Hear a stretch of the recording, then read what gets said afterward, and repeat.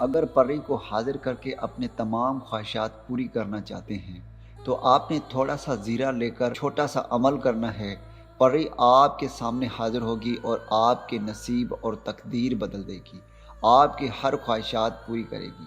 اس عمل کو کیسے کرنا ہے، کب کرنا ہے، تو چلیے آپ بھائیوں کو عمل بتاتے ہیں۔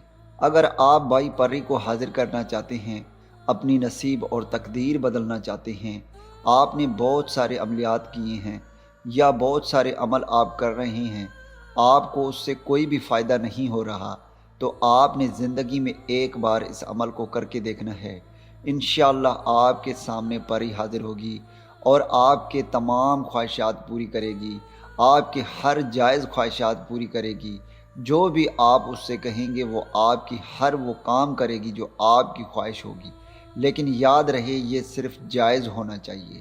ناجائز مقصد کے لیے اس عمل کو ہرگز نہ کیجیے گا، ورنہ آپ کو اس عمل سے نقصان ہو سکتا ہے۔ اس عمل کو میرا کوئی بھی بہن بھائی کر سکتا ہے، لڑکا بھی کر سکتا ہے اور لڑکی بھی کر سکتی ہے۔ اس عمل کے لیے کوئی بھی روک ٹوک نہیں ہے۔ اس عمل کو صرف 18 سال سے کم عمر نہ کریں، 18 سال سے اوپر والے حضرات اس عمل کو کر سکتی ہیں۔ تو چلیے بھائیو آپ کو عمل بتاتے ہیں۔ عمل میں کرنا یہ ہے کہ آپ نے تھوڑا سا زیرہ لے کر آنا ہے اور آپ نے اس عمل کو کرنا ہے۔ یاد رہے اس عمل کو آپ نے صرف جمعے کی رات کو کرنا ہے، اس سے پہلے یا بعد میں آپ نہیں کر سکتے۔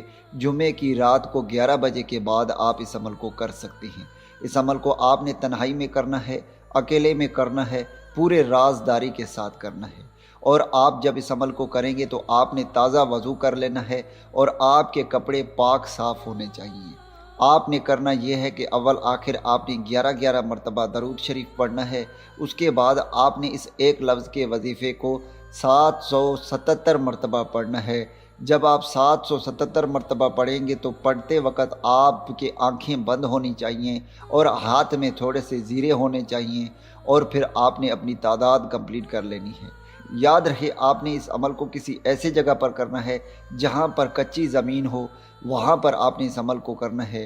جب آپ کی تعداد کمپلیٹ ہو جائے گی اس کے بعد آخر میں پھر سے آپ نے 7 مرتبہ درود شریف پڑھ کر اس زیرو کے اوپر دم کر دینا ہے، اور آپ نے جہاں پر بھی بیٹھ کر اس عمل کو کیا ہے وہیں پر کسی بھی جگہ پر آپ نے ان زیروں کو دفن کر دینا ہے۔ جیسے ہی آپ اس عمل کو کر لیں گے آپ کے سامنے پری حاضر ہوگی اور آپ سے پوچھے گی کہ آپ نے مجھے کیوں بلایا۔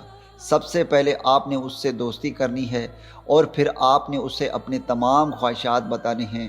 یاد رہے آپ کی خواہشات جائز ہوں، وہ آپ کی ہر خواہشات پوری کرے گی، چاہے دھن دولت کی خواہش ہو، محبوب کی خواہش ہو، پسند کی شادی کی خواہش ہو، یا آپ کی زندگی میں ہزاروں پریشانیاں ہیں، ہزاروں مشکلات ہیں، وہ آپ کے تمام مشکلات آسان کرے گی۔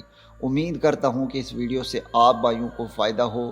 دعاؤں میں یاد رکھیے گا، پھر ملوں گا ایک خوبصورت سے ویڈیو میں۔ تب تک کے لیے مجھے اجازت دیں، اللہ حافظ۔